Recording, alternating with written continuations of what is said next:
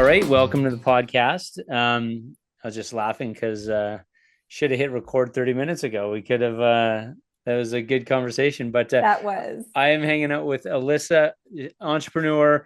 Your company is Limitless Inc. How are you doing today? I am fantastic. I've already enjoyed our last half an hour of Yeah, conversation, pre-conversation yeah, no conversation. kidding. Well, so just to give people context, when I first met you, I was in Toronto, I guess 6 months ago, maybe something like that. And you, never having met me in person, were nice enough to let me use your studio to do some podcasts with some of your personal friends, amazing people. So thanks again for letting me do that. That was awesome. I was happy to. And yeah, it's interesting because when you first reached out about doing a podcast, so it was Andrea McKay, the CEO of Be Half Moon, that connected us, I Yeah, believe. yeah. And when you first reached out it was about the possibility of us doing a podcast interview together. Hmm. And I think I first maybe said yes, but then I felt like, you know what? It's not feeling like the right time for me to Right. do an interview. And so in the end, I think we parked it, but I ended up connecting you with Mike Burchich and Catherine Choi, who are amazing founders, have incredible stories and journeys. And so it just worked out really beautifully that you were able to meet and chat with them. Yeah, they are both like amazing human beings. I continue to follow them, Mike and everything that he's doing. But Catherine, I've told her story to so many people, just what she's been able to overcome to be who she is and what she does. So yeah, thank you very much for letting me connect with those two. So, but now you're ready to kind of share your story. So what I feel like just based on what we were talking about before, you've been kind of in this. I think you were calling it kind of like a season of transition. So where are you at now as an entrepreneur, just as a person where you feel like you're able to kind of help, I guess, share your story and through that help others? Yeah, well, I have been an entrepreneur for half my life, so over 20 years. And I started my first business in my 20s. It was a wholesale fashion agency, and I ran that for 5 years. And then 5 years into that, I started this company called Mini Mioche, which is a kids' clothing brand. It is organic, sustainable, ethically, locally made here in Toronto brand that I started and launched in 2008 after my daughter was born. And I just couldn't find what I wanted to dress her in. And from there, it was kind of a side hustle. I was doing that while I was still running my agency business as like a passion creative project outlet. And it kind of, I was very passionate about it. I loved creating my own thing. I loved my other business as well, but it was different in the sense that I didn't have a lot of creative outlet through that business. And Mm-hmm. with the clothing brand, it was a baby and kids clothing brand. I was able to really it was my own creation from the ground up, which was really fun. And so over the subsequent 15 years, I built that company from like nothing to we became like, it was a multi-million dollar direct to consumer e-commerce brand. We had retail stores and we sold online. Um, we ended up kind of through the pandemic closing the retail stores as our leases came up. I actually had a store in Los Angeles in the Pacific Palisades. Oh wow. Yeah. And I closed that during the pandemic.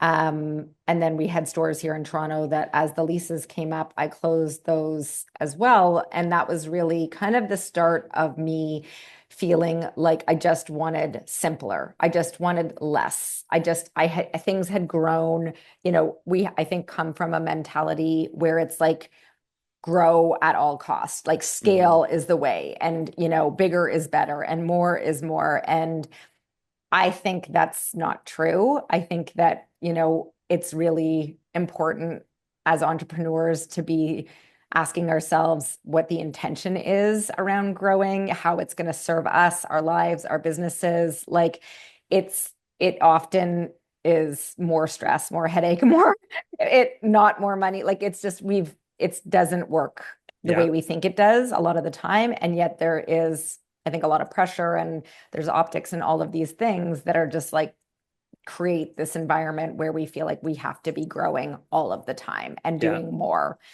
And I had just hit this place with my business where I just was like, I just want less. I just want Hmm. less. And so I had started to kind of streamline, and it was possible because at that point we were really online because of the pandemic anyways. Like our business was, 80% or something at that point, virtual or e-commerce. And so I slowly shut down the stores, and we moved into a completely direct-to-consumer e-commerce company. And as that all unfolded, which was sort of between 2020 and 2023, I think the company for me just became more misaligned.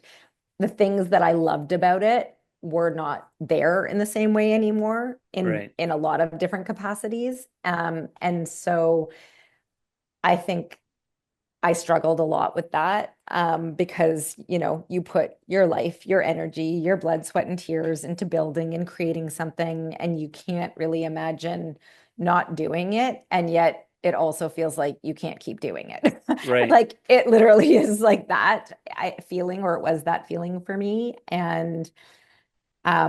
And then there's the whole piece around like your identity is very much tied to it. You're known for this thing, your value, your worth in the world is feels tied to it. And so, that was a really interesting experience and journey to go through that and have to try to kind of disentangle myself and my identity and my value from this business and this brand that I had created, um, with like the real sort of understanding that like my value is not my business. It's like Yeah. me in the world actually showing up as my best self, which I wasn't. Like I Yeah. truly was not showing up as my best self because you can't when you are like feeling misaligned and drained by what you're doing. And so I made the decision in early 2023 that it was time to move on. And I ended up selling the company and exiting in the summer of 2023. And so it's been a year and a half. And I think, when you first reached out to me about having a conversation, um, I wasn't really in a place where I felt ready to share this story. And I Hmm. also wasn't really feeling like I had total clarity yet on where I'm going. And that's a hard place to share from. Although there was part of me that felt like, it would probably be good to share right now, right? Because there's probably other people that are going through Yeah. this that can relate to the in between. Like there's an expression when one door closes, another one opens, and it sucks to be stuck in the hallway. And it That part I does. never heard. I've never heard that, and it sucks to be stuck in the hallway. Because that's what happens, right? Like you close a door and Hmm. another one will open, but sometimes you got to hang out in the hallway for a Yeah. while. And I felt like this past year I was hanging out in the hallway. And yeah, and I think I needed to maybe. Right. So that was kind of why I didn't want to share whatever it was 6 months ago. And now I feel like I am out of the hallway. Maybe I Yeah. don't know if I'm out of the hallway, but I'm feeling like a door is opening, which is interesting because I'm actually closing another door Yeah. because I had this physical space that I had taken on in Toronto under Kind Human Club, which is something that I had started when I had Mini Mioche.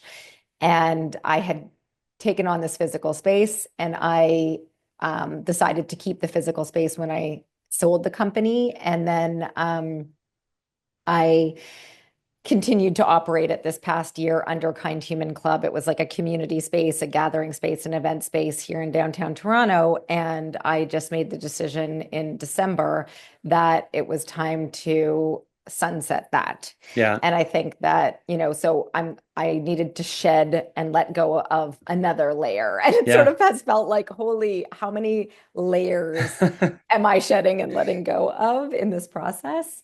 Does Um, it get easier, like the shedding? Like once you start the process, is it like are you looking at, okay, what else can I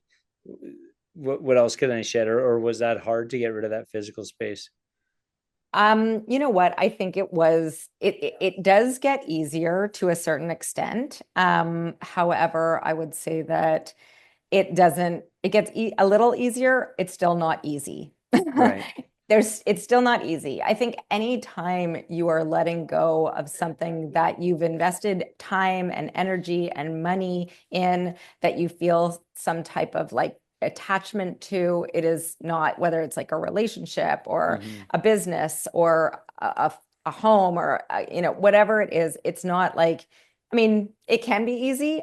It can be like, I'm done, I'm moving on.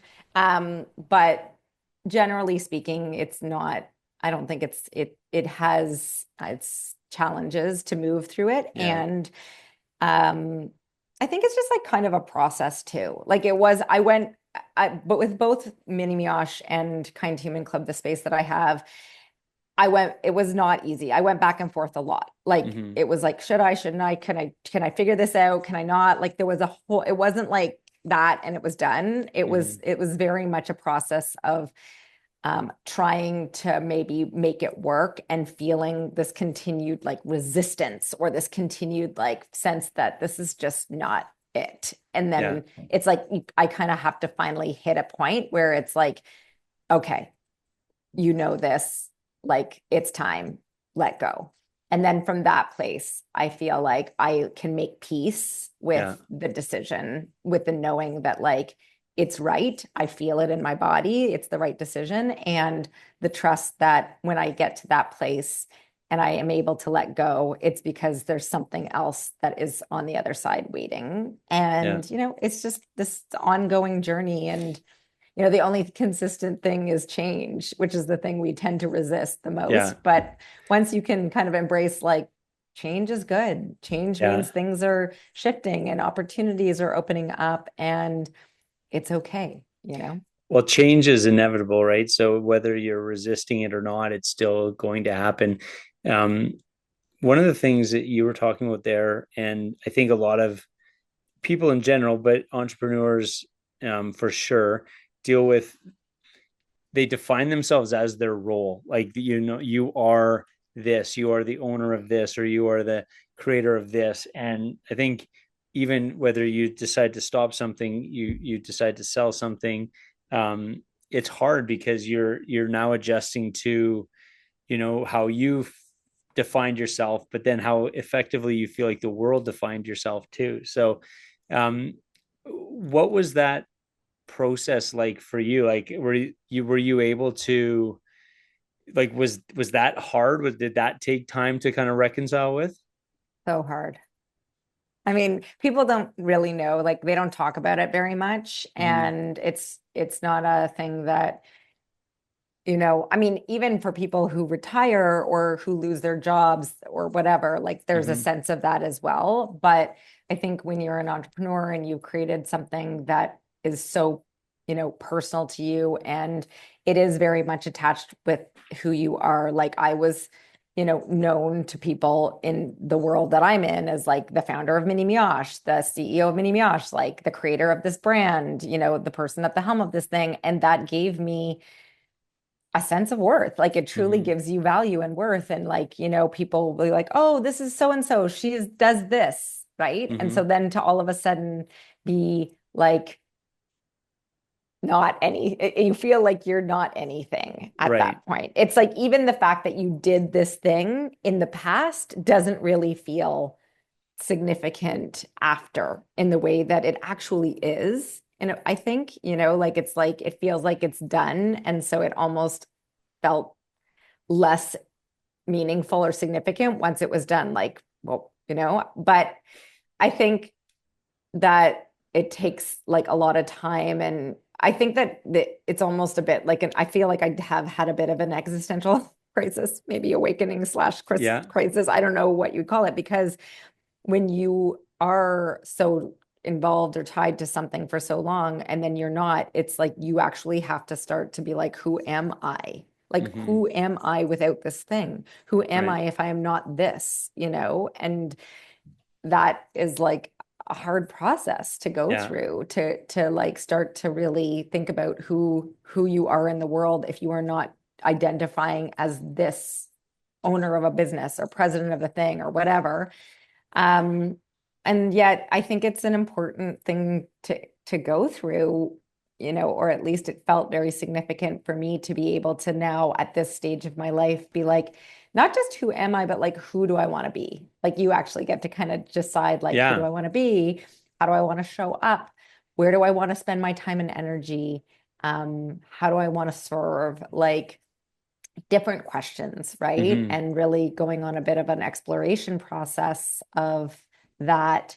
And I was fortunate because I feel like this past year, as I let go of the company and sort of went through this process of redefining myself Hmm. in the world, that I was held and supported by amazing people. And I felt not alone, which I Right. think is such a significant thing, especially when you let go and you now don't have like a team. Like it's like I was really fortunate to have community and people and friends and people around me who kind of held me through it.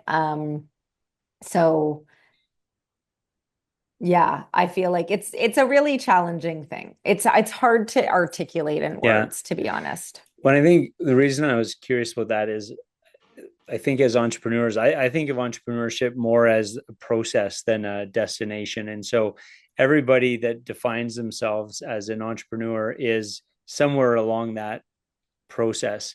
And I think there's a tendency to feel like they are alone in that, and that there's nobody, because there's, you know, people think of, I guess more concretely with entrepreneurs, you're either a success or a failure. And so many people at certain points feel that they're failing and no one can relate to that, or they're feeling isolated and no one can relate to that.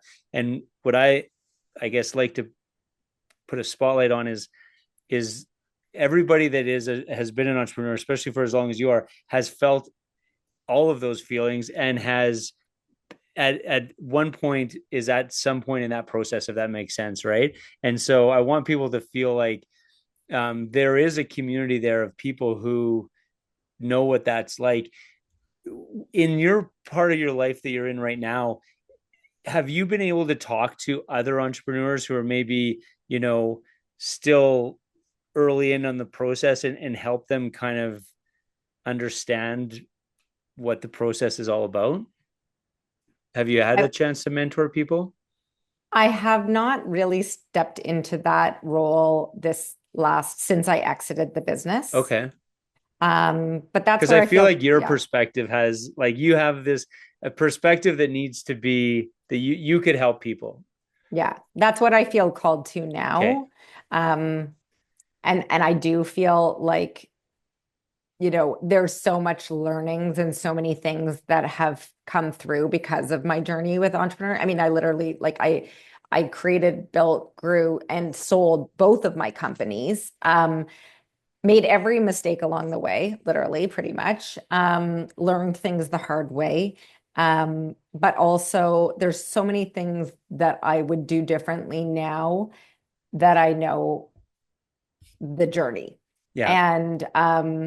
And yes, I feel like sharing that, bringing that forward, mentorship is where I'm called to go into, and not just, it was interesting because part of why I didn't feel called up until more recently was because I felt like there was something that I wanted to be able to mentor and guide and share that I had not yet fully landed. Like I hadn't gleaned it yet, and that there Mm-hmm. was more that I wanted to be able to bring forward if I was stepping into that role that was not fully baked. Mm-hmm.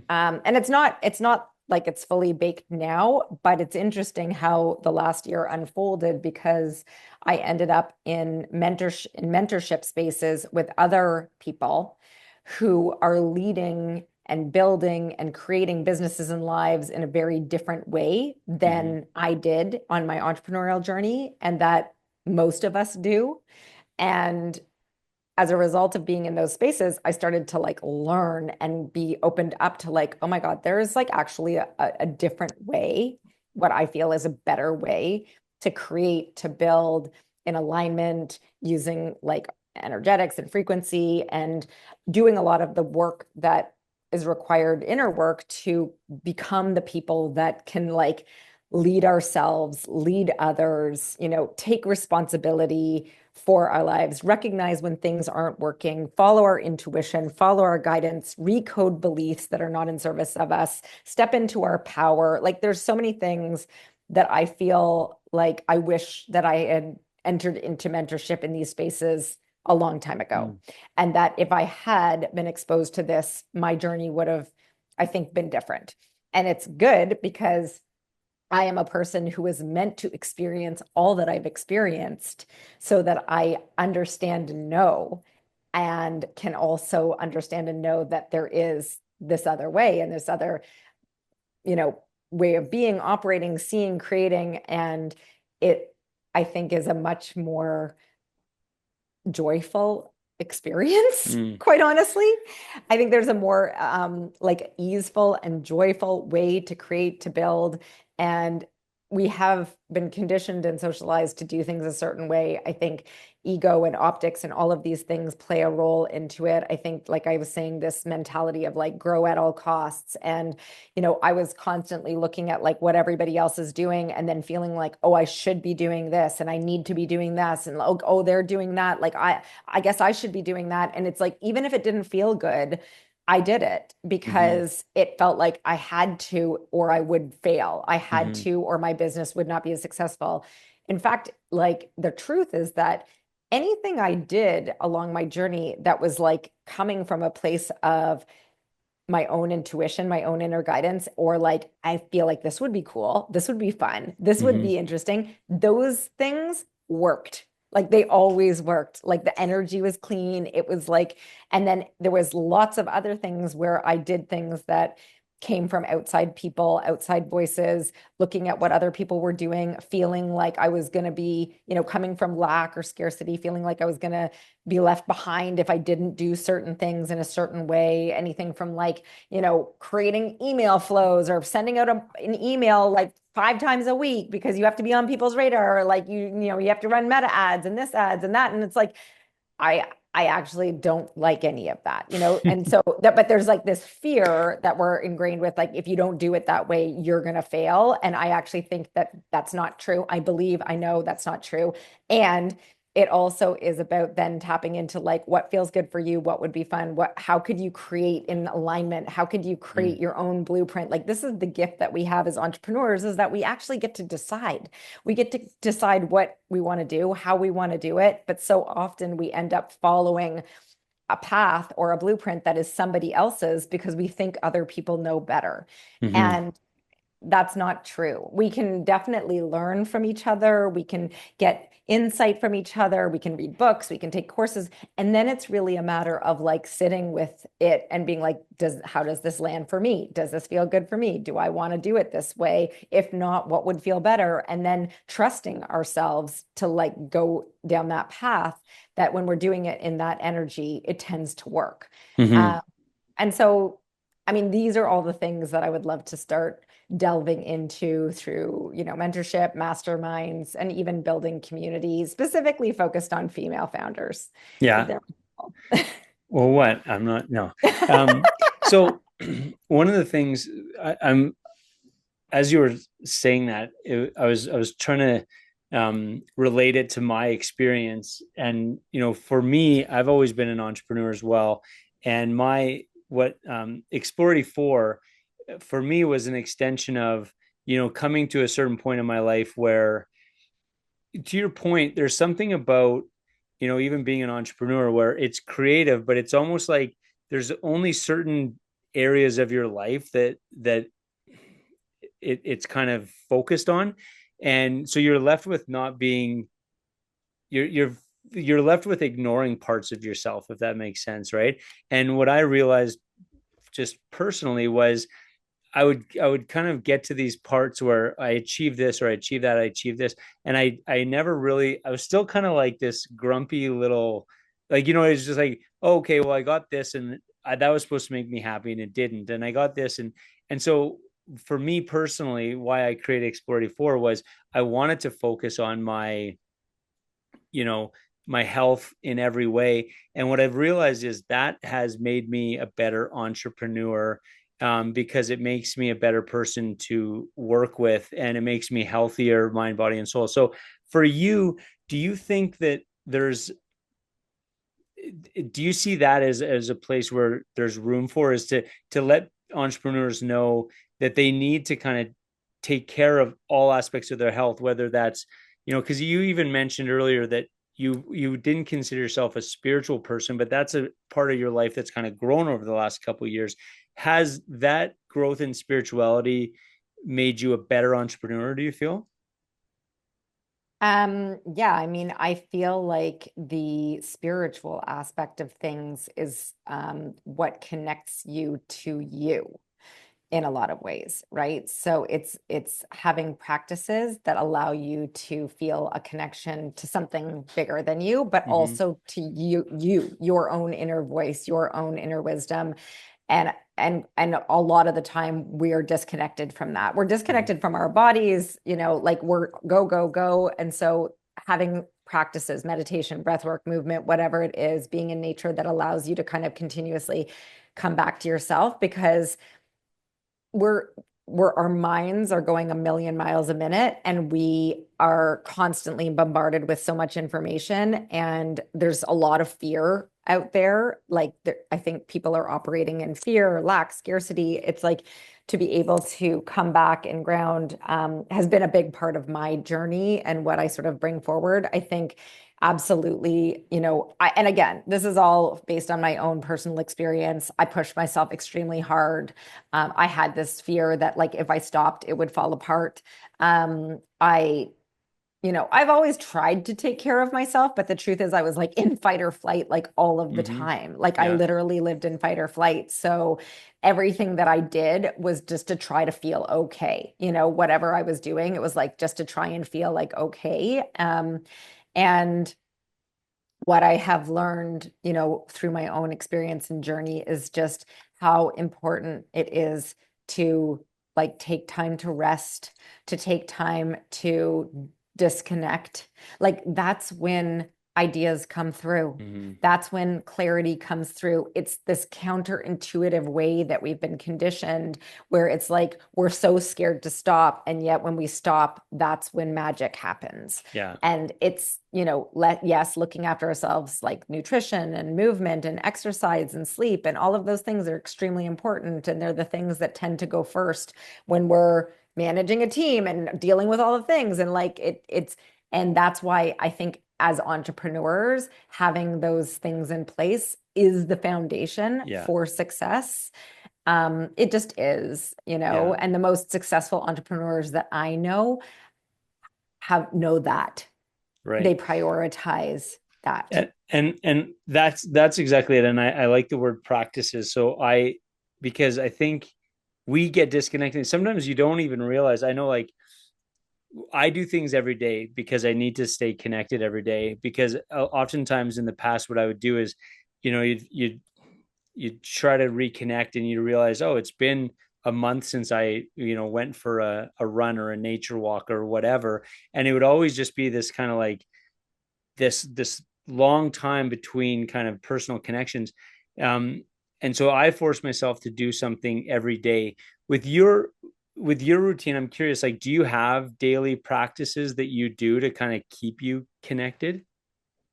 My routine is like very different right now because I'm not immersed in a business in the way that I was before. But interestingly, something that is new for me that has actually been like a real game changer is that in the fall, a friend of mine reached out to me and asked me if I would be open to doing like this morning practice with her. And she described what it was. And she said, basically, like, I'll call you at 7:15 in the morning. One of us reads from something that's like inspirational, and just short. And then she sets a timer. We journal, and we write like basically what we're creating, what we're calling in the I am frequency. Like this is what's happening, Mm-hmm. and then 3 action steps for the day, and then we read it to each other each morning. Oh, wow. And that is like a really powerful practice. I typically read from like this book called The Journey to the Heart by Melody Beattie. There's a daily meditation for every day of the year. And it has like every day is just like the perfect message. Somehow it's just always like so spot on. And then, we write, we say, this is what I'm committing to doing. And then sometimes we check in with each other. But there's just something about being in connection with somebody, about writing, about saying it out loud that just really has it land and feels very supportive. And it's all you need is one person, right? Mm-hmm. Like who wants to do it with you, that you just commit to doing it. And so we've been doing it since the beginning of September. Oh, that's awesome. So you mentioned community. How because I think with entrepreneurs specifically, and the reason I keep coming back to entrepreneurs, obviously you have some great insight, but I've been having some really interesting conversations with other entrepreneurs who are, I would say, more in like the beginning part of their journey, and they're feeling, really kind of isolated and stressed and into what you were calling that fight or flight kind of, I feel like, that mode. So when you talk about community, how does one build an entrepreneurial community? Because sometimes it can be one of the most isolating things to be as an entrepreneur. You feel like you're on your own. So what are ways that you've been able to build your community? Um, well, I would say that so there's a few things. About 8 years ago, I read a book called The Success Principles by Jack Canfield. He's like the chicken soup for the soul guy. And that's a really great book. It's older book, but it's got a lot of really amazing nuggets in there.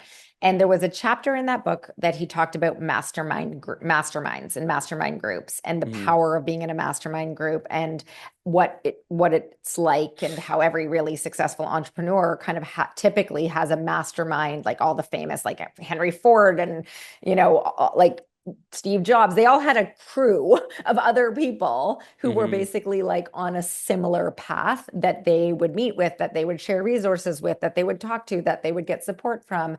So I read that book and that chapter, and I was like, I want that. I want a mastermind group. Every single entrepreneur needs people. That is like the most important thing, because it's a very lonely journey. It's very isolating. People who are not entrepreneurs do not get it. And, you really need to be able to share and talk about things, because when you do, you realize you're not alone. Mm-hmm. Everybody's experiencing the same thing. Everybody has the same fears. Everybody has the same self-doubts. Everyone has the same things that creep in. And then it's like you help each other move through things with more ease. And so I actually created a mastermind group. You can create your own mastermind group there. Even actually, like Jack Canfield has a PDF online. You can Google it. I took that as a basic format, and I created a mastermind group that I sort of facilitated and ran for around 3.5 years. And then it was interesting because it's sort of like a lot, like anything, often these things will run their course. People's Mm-hmm. lives change, their businesses change, people sold their businesses, they didn't need that type of thing. And I was also feeling like this is not, I mean, I created it for me, for us, but I was like, I don't necessarily feel like I'm getting the same value out of this at this point. I think I need something different. I need like a different energy. And I also was feeling at that point like I wanted to be in something, but not running something. I just wanted to be able Mm-hmm. to show up. And it just so happened that I got invited into an entrepreneurial community that around that time, which was early 2020. And so I joined that community of entrepreneurs. And there are communities like out there, like you can find communities, or you can create your own community. You can start a community, you can start a mastermind. Like a mastermind group is not very hard to create. You could have 5 or 6 people. That's a kind of good number. It doesn't have to be as many as that, could be more than that. You can set up a cadence. You can meet once a month. Somebody puts the meetings in the calendar. Now with Zoom, you can meet on Zoom, or if you're all in the same place, you can meet once a month in person. And there is just a way to create it so that people can like share, they can talk about what's going on, they can ask for support. You can create a group chat around it so that people can reach out in between. And like if they're going through stuff, it's just creating a space and a container for connection and support. And so it's not that hard to create that. And then there are like communities. So I've been fortunate to be a part of a number of communities, especially over the last sort of 5 years. And, I think having that has been a total game changer for me, like being around other people who are navigating this experience. And also, some are much further ahead on the journey, some are not as far as where I was at. Like when I was going through the sale of my company, I was able to tap into that network to ask questions, to get support, to ask people who had gone through that experience for advice or insights or whatever. With the pandemic, it was huge to have other people. Like we shared, like when people had to furlough, when you had to let people go, like when you had to have a form letter, like people shared stuff. You know what I mean? Like it was just, it's such an invaluable thing. And I think a Mm-hmm. lot of times people are like, you know, feeling alone and they're like, oh, I just wish I had that. Well, there are ways to either find it or create it.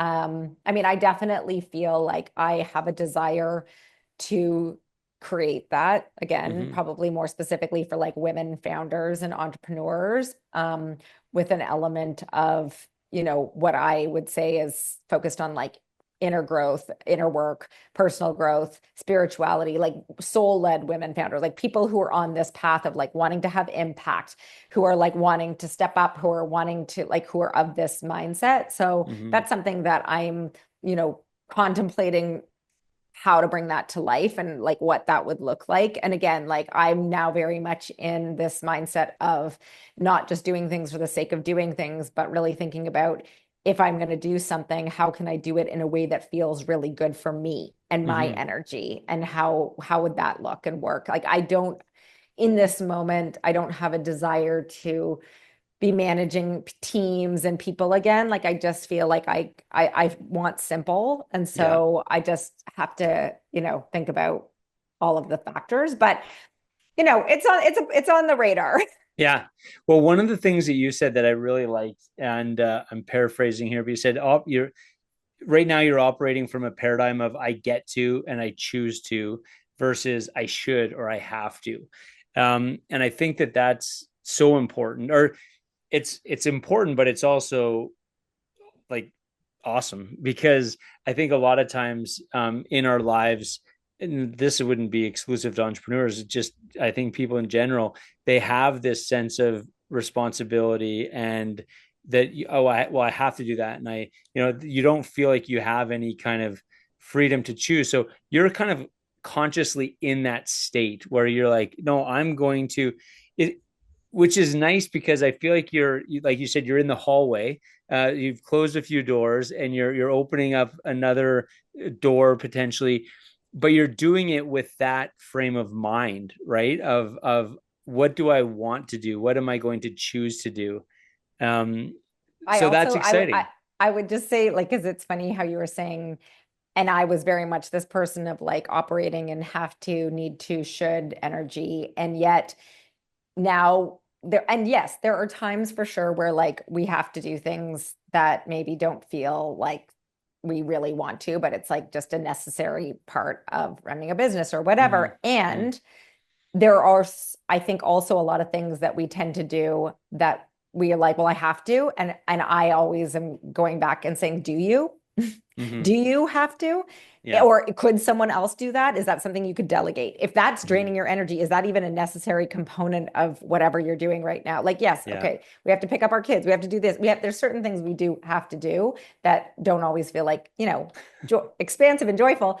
And yet it's like, if you're doing it, can you make it not be have to energy? Like, you know Right. what? I want to take my kid to whatever it is. It's like, can you move it away from the have to, should frequency? And if you can't, it's like, I think it's important to question if you have to keep doing it and if that's really in service of you going forward. And that's the part we don't tend to do, Right. because we just have a belief ingrained that's like, oh, well, this is just the way it is. I have to do this. I have to do that. And Totally. it's like, no, you don't really actually. But it's like we're often not willing to see that or even let go of that. And for women in particular, I would say, like, maybe this is a bit of a generalization. There's an element of getting value and worthiness from doing things for other people Mm-hmm. and serving others, often at the cost of our own well being. and that we feel on some level good about that because it's like we're helping, we're serving, we're looking after people. And that, but then we like go into like, well, I have to do that even, and then start complaining about it or being like a bit, Hmm. victimy about it or whatever. And it's just like, but you actually don't. You're Yeah. choosing to do that. You know what I mean? So I think there's a lot to that whole thing about getting to and choosing to. And yes, I'm fortunate to be in a place where I can do that now, but I actually probably was always to a certain degree. I Right. just didn't operate from that place. And I think, and what I meant by that was you're not to say that you're finally at that space where you can, but I think it's fortunate to be aware of that. I think some people, even if they're just they busy themselves all of a sudden, and it's like, you're I feel like you're actually enjoying this space that you're in. You know what I mean? And just being like kind of like aware of that is a fun place to be, where it's just like, okay, I'm in between projects or however you want to look at it, but enjoying that space. Is that fair to say? You know what? I would say, to be honest, like I'm now feeling more enjoyment, Yeah. but I don't think I was there for a lot of this transition period. I Yeah. think that like I've always operated in a way that's like get things done, be busy, produce, like what am I doing to like, achieve like this has been a process to get Hmm. here. And this even right now where I'm at feels different. Like it Yeah. feels different. Like I can feel the shift happening as things are unfolding. And I think it just is also happens to be coinciding with this time and this year of me entering into like spaces and mentorship with people who also operate in this way. So it Yeah. started to show me how I am being, how I've been, that has not necessarily been in service to me. You know what I Yeah. mean? Like it's deeply ingrained, right? Like, so it's not like you just flip a switch and it switches off and it changes. It's awareness, it's constant awareness, it's choice. It's choosing to be different, it's choosing to put your energy into different things. It's evolution. Yeah. And I think this is what I love. This is what I'm passionate about. This is what lights me up is just that we are evolving and changing and growing. And that's the journey of life, like we're not meant to stay the same. We're not meant to stay stagnant. And I love being in these spaces with people who are expanding me, right? Like Yeah. they're expanding what's possible. They're expanding my awareness. They're expanding my mind around, what I've been doing or how I've been that is not actually like how I want to be anymore. And then it's like, I can choose. Like, I get to Yeah. choose to be a different way. We all can. At any point in time, we can transform, we can show up very differently, we can shift our energetic frequency. When we do that, it totally changes everything around us. Like, it can happen very quickly. And I think that's so cool. Yeah. And it's funny, we were talking about energy before, but like when I was kind of going, I'll say it was probably about 10 years ago where I kind of had this shift in kind of this realization that I was in a space that I didn't really want to be in. And I was looking at my trajectory and I'm like, I don't really like what the trajectory is. And I wanted to kind of change, who I was and where I was going. And it's funny because at that point in my life, I really lost, like I would say I lost a lot of my close friends. I really became isolated. And when I look back at that time, it was like I think about my energy, and it was almost like I was like forcing people, like I was forcing people out to allow myself to be by myself. You know what I mean? And I think about like that energy I was putting out, and I'm like, well, I can't blame anybody who left during that time because that was such a negative energy. But it allowed me to kind of give myself my own space to kind of be in my own thoughts and kind of change who I was. So I needed to be by myself at that time. Um, but it was a result of negative energy I was putting on the world. And so when you think about energy, good or bad, and how it can just change the way that you interact with the world. How have you been able to kind of manifest that positive energy in your life? Because I need to go from a negative energy, and not to say that I'm living in negative energy on a daily basis. I just know consciously in the past how powerful negative energy has been, and I want to focus on the power of positive energy. So any help in that world? Honestly, like gratitude. Okay. Not forced gratitude. It's genuine gratitude.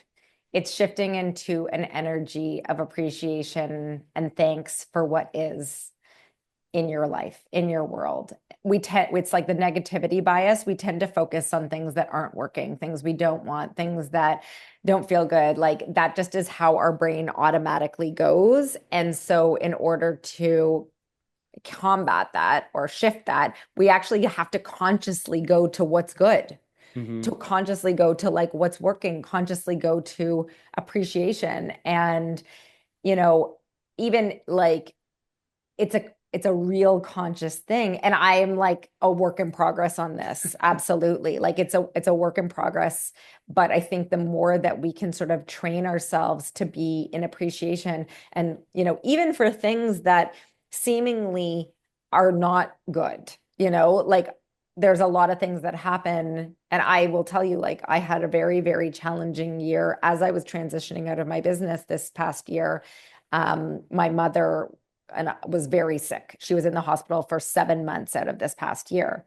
And it was like really, really hard. I'm an only child. So, I was supporting her and my dad. And while I was going through it, I would say like I was generally not in gratitude for that Mm-hmm. experience. I was not like, oh, I'm so grateful for this and this experience and what my mom's going through. And yet I can see now that so many amazing and beautiful things happened as a result of what happened this past year.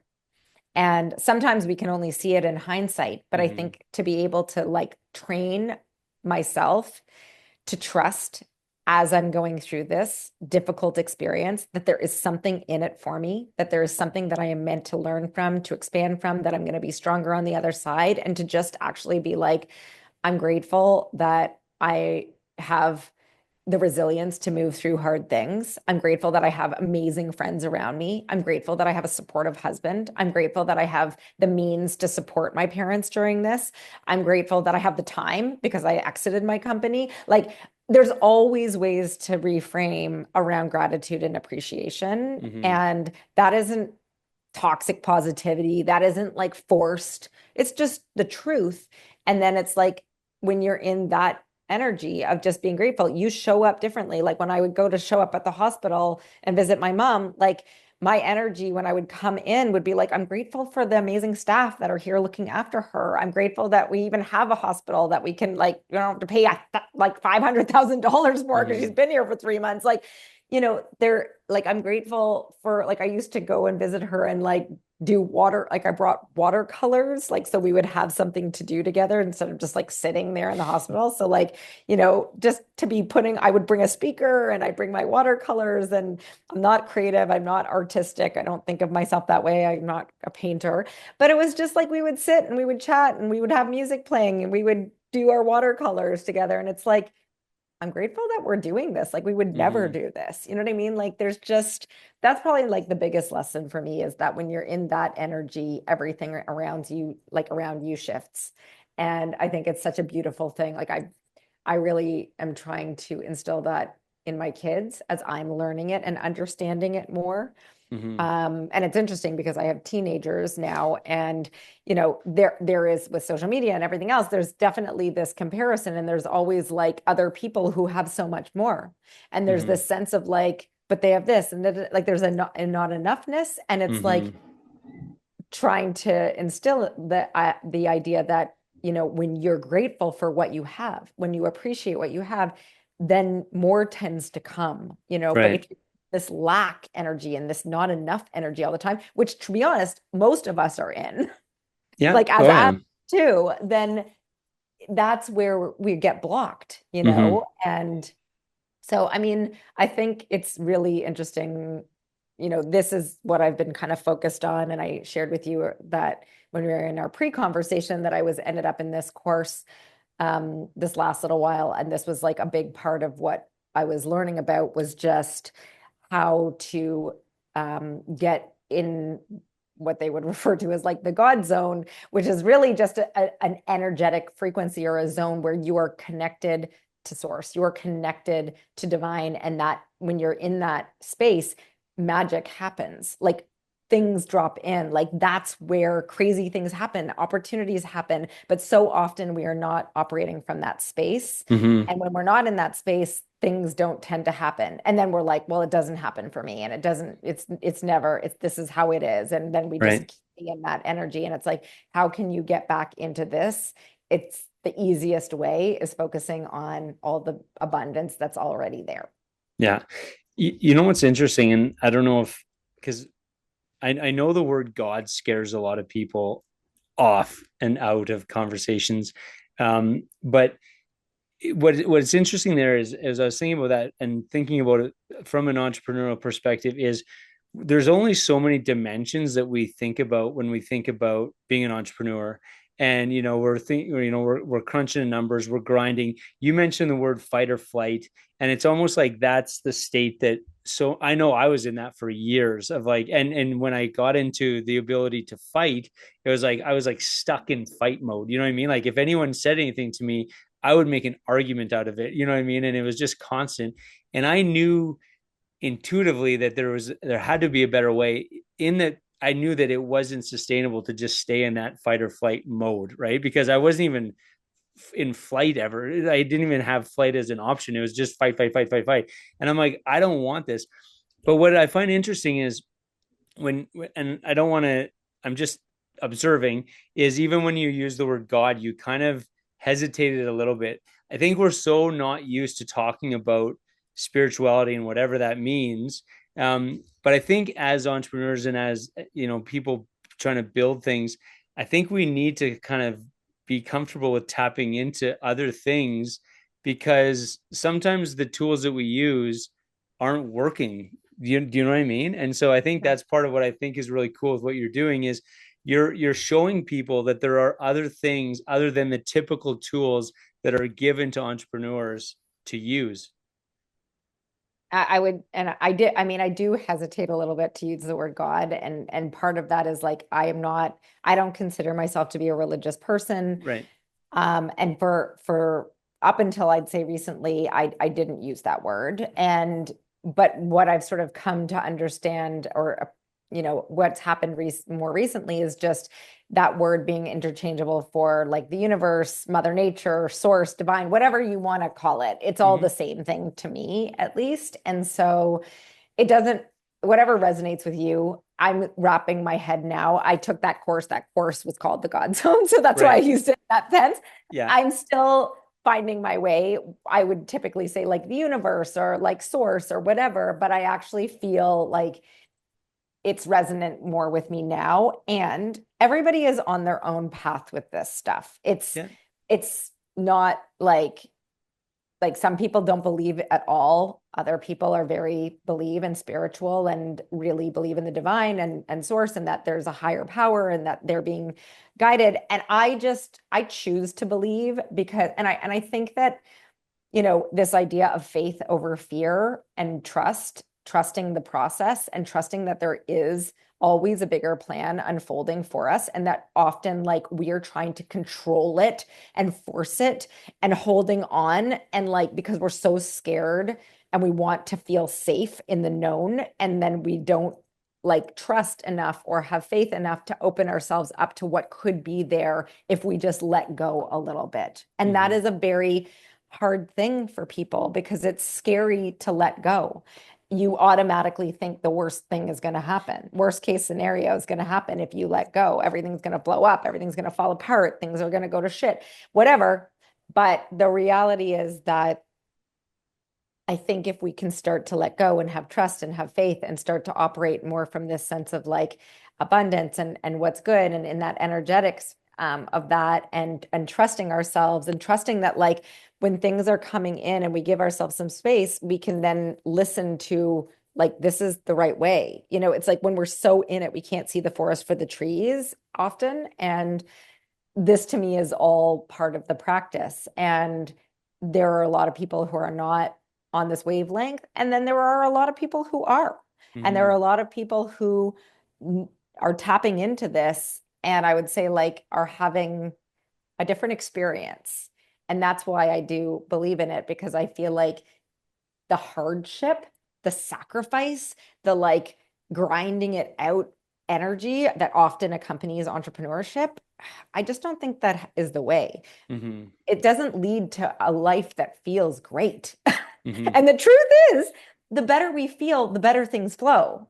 Like, if we're feeling good, things tend to flow better. And so Yeah. it's like, if there's things that you can do, practices or ways of being or thinking that are in service to you, your mind, your body, your soul, your spirit, and they help you feel good, it is in service to it all, you Yeah. know?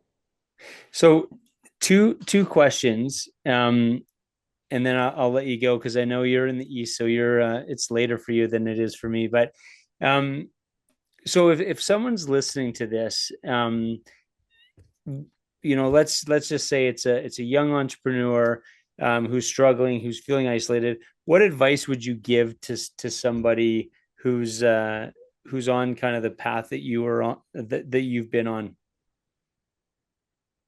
Um, I would say that, the biggest thing is to try to find other people who are on a similar path. And quite often people are like, well, I don't really know, I don't know anybody, but chances are you do. Like there might be your kids that you take your kid to like a Montessori school and somebody owns that. It might be like the florist down the street. Like you have to be willing to be the person. If you want community, you really, there's always a way to create it if you really want it. And you can be the person to create that. You could say, like, I'm an entrepreneur, you're an entrepreneur. I'm thinking about putting together a group where we would meet once a month and talk and share. And this is like, there's a way to create that. Or you can start to do some like research online to look for different types of entrepreneurial communities that might be a fit for where you're at. Like there's the Forum for when that's a nonprofit that's based out of the West part of Canada that supports female founders and entrepreneurs. Like there's different organizations, there's different things that exist Mm-hmm. already that you can tap into. So it's just around finding something that's feeling like the right fit for you and where your journey is at. But it's all available. There are options out there. It just Yeah. requires you to actually do the things, take the steps to find those. So that's the first thing. And I mean, like, once you can in a community or you're surrounded by people who are on this path, that will already be very supportive of you on your journey. Being alone in it is really the hardest part. Yeah. Um, was there a second part of the question? I can't Well, the remember. second, no, I said there was two questions, but I only gave you one. Oh, The other one is, so what I love, I think the energy that I was drawn to that you have like even just the first time that we met when I was in Toronto is you have this obvious curiosity. So you have like, it feels like there's like just 100 things that you're kind of researching at any given time. Is there a specific topic right now that you're kind of most curious about that you're leaning into? Maybe a theme of books you're reading, anything like that? yeah, my theme right now that I've been learning probably the most about and kind of delving into is around the energetics of money and wealth Mm, and how money is an energy and how what we've been taught about money from a like standard financial perspective is just like kind of this at the surface. Like when you hmm. delve deeper, um, there's like kind of a whole way of thinking about and relating to money that is different than anything we've been taught. And so I'm very fascinated by that and the energetics of money and learning about that and how that can really shift things in terms of our abundance in life in general, what's available to us. I think there's a mentality that money is limited and that we all come from this place that there's not enough, but that's actually not true. And that there are a lot of people who I think have kind of figured this out and that are operating, relating to money in a different way, and it has a different result. So I'm really interested in that. I've been I read this book called Love Money, Money Loves You by Sarah McCrum. And that's like a channeled book that's like a conversation with money. The Soul of Money by Lynn Twist is another really amazing book. So yeah, it's not like your traditional finance type books. Right. And yeah, so that's a subject that I've been kind of exploring a lot more recently. Um, Energy in general, personal power. Like, I think this theme is very present for me, because my desire, I think, is around supporting other female founders and entrepreneurs on this journey. And I think this is a big piece of what is missing for a lot of women in particular is around embracing their power, relating to money on a different like place, feeling comfortable with wealth and money, feeling worthy. Like that's a big part of it that we were never kind of Mm-hmm. conditioned or taught. And so, including myself. And so, this is something that I really I'm delving into more. So are people scared of money? Is that the relationship that we have with money typically? Is that a fear or I scarcity, think I guess? there's a lot of beliefs, like there's beliefs around money's bad, money's evil, that you can't handle big money, you're irresponsible with money, you don't know what to do with it, that it's going to go away if you get it, that people in your life will be different with you if you had more money. Like there's all these underlying coding and beliefs that that it's that there's a limit, that people don't have a lot, so they're not willing to pay a lot, so then Mm-hmm. we don't charge as much as we should. Like there's just all this belief coding and ingrained stuff that we need to kind of shed. Yeah. And a lot of it is actually around, I also did this like course with Kate Northrup that was called Relax Money. And she wrote this book called Money, a Love Story. That's another resource. And, a big part of it is around regulating our nervous system first in order to be in receive, like to be able to receive. Because if we came from a place where money wasn't available, or we're coming from a place where there's scarcity, or there's lack, or there's not enough, or whatever, our body is actually like in a bit of that fight or flight state, like and when you're in that place, you actually are not receiving, you are Mm-hmm. not even open. And so part of it is really training your body to be relaxed, to be open, to be able to receive and be safe receiving. And that's like, it sounds a bit woo, but it's real. Yeah. No, I believe that for sure. I think that and I yeah, my own relationship with money is an interesting one because um so I love that. I wrote down all those books. So I think that's a good deep dive to go into. Um thank you so much for taking the time to do this. I want to keep in touch because I want to see what how the next year or so unfolds with you and what exactly you do. I just feel like your perspective is valuable. I think a lot of people, I mean, hopefully you open it up to men entrepreneurs too, but the women you help will be grateful, I'm sure. Thank you. Yeah, there's definitely a possibility. I mean, it's funny because I've gone back and forth on this for the last year in terms of wanting to bring together and support and build community for entrepreneurs, and sort of specifically these sort of entrepreneurs who are heart-led, soul-led, want to have impact, are coming from a place of like their business is meaningful to them, to the world, and they want to do things in a way that feels fulfilling, meaningful, aligned, joyful. And how do we Mm-hmm. do that? And I think that's what we all ultimately want. And yet often on the entrepreneurial journey, that's not how it feels. And so it's like I've felt like there's a way to do this.